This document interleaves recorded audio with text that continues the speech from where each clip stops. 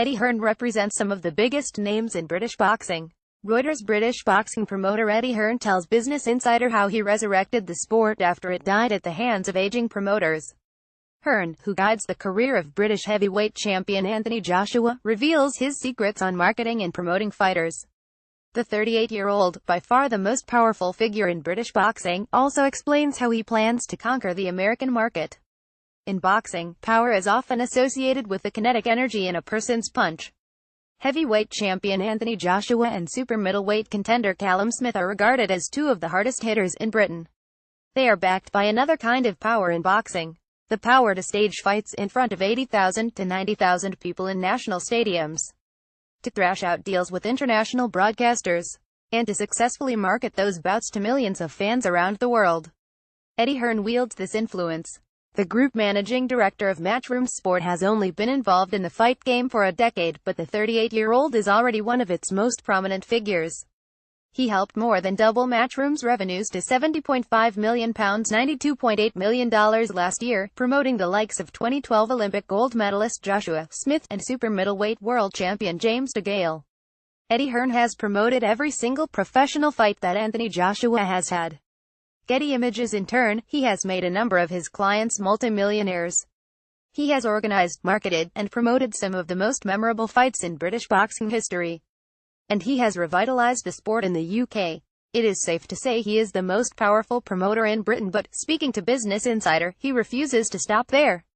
Hearn is now looking to conquer the rest of the world, starting with the US. Hearn says boxing had died before his rise. Hearn has been involved in sports business since 2000, when he joined the family firm, Matchroom Sports, at 21 years old. He learned the tools of the trade from his father, Barry Hearn, who famously nurtured the careers of former welterweight world boxing champion Nigel Benn and five-time world snooker champion Ronnie O'Sullivan. Eddie Hearn's early roles were in golf management. Later, he headed up Matchroom's poker and online gaming business. But it is boxing where Hearn really made his name. Hearn developed the Prize Fighter Series, a single-evening knockout-style tournament featuring 8 fighters competing for a £32,000 winner's paycheck. He marketed his fights on social media. He has 550,000 followers on Twitter, more than many of his star clients. And he has an exclusive deal with Sky Sports that commits the broadcaster to airing 20 Matchroom boxing shows a year, up to 2021. Boxing needed something fresh again, Hearn told Business Insider at a recent boxing event in London.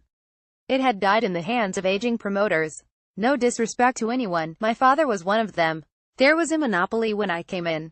Frank Warwin, he was the key promoter and had all the power. Well, we took that power.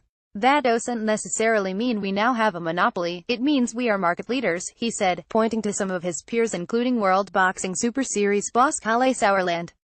Broadcasters have also changed the market, he said, with BT Sport, ITV, and YouTube all chasing rights. Hearn said he offered something different to his promotional rivals as they had no desire to push the boundaries and were content to stage events in small leisure centers. Hearn, in contrast, strives to include 4 or 5 championship fights on every card and go to big arenas every week. The promotional power shift really changed when promising English fighters Darren Barker, Kell Brook, and Carl Froch signed deals with Hearn in 2011. Carl Froch knocked out George Groves at Wembley Stadium. Getty Images. In 2013, Hearn guided Barker to a world middleweight championship title. In 2014, Brook became a world welterweight champion. And in 2014, Froch, already an established champion, defeated George Groves in front of 80,000 people in a landmark rematch at Wembley Stadium. We were motivated to change the face of the sport and we done it, Hearn reflected. Hearn continues to revolutionize boxing in Britain. Hearn returned to Wembley this year. This time his premier fighter Joshua rose from the canvas to defeat boxing great Vladimir Klitschko in a heavyweight classic. We revolutionized the game again in 2017 with Joshua versus Klitschko, Hearn said. We are continuously evolving. Hearn said he has made his fights about much more than what happens in the ring. It comes down to 2 keywords: perception and hype, he explained. The truth is, you need to create excitement about an event, you need to enhance the fan experience when they're there, and you need to give the perception that these events are trendy, sexy, cool, and a big night out. You look at people coming to events now, they're dressed up, there are more women coming than there used to be, it is a night out. Hardcore boxing fans criticize us and say, oh, your events are more like a party of people getting drunk and having a dance. Hearn stops to smile. Yeah, so for those who attended, Joshua v. Klitschko was a knockout night. Getty Images. Joshua knocked Klitschko out in the 11th round. Getty Images. At our events, people can always expect great fights, great music, a good drink, some dancing, some fun, and a lot of women. Wow, and that's the truth of it. People love to have a great night out, and if you can mix that with the art, the sport, and passion of boxing, for me, it's the greatest sport out there. When boxing touches you, it never leaves. I'm in now and I'll never be able to leave. Anything else I do will not give me anywhere near the same amount of buzz as boxing. What gives Hearn the greater buzz? Signing a marquee athlete or nurturing a novice from the ground up? There's many different buzzes. To sign an Olympian I've seen in Rio, or another Olympic Games, like Joshua. Another buzz might be to take a fighter from their debut to win a world title. Another buzz might be take a fighter that was down and out to a world title. But probably the biggest buzz is when you see a fighter's life change from what they've achieved through sport. Who is the best example of that? The best example is Tony Bellew. Bellew has twice fought for a world title.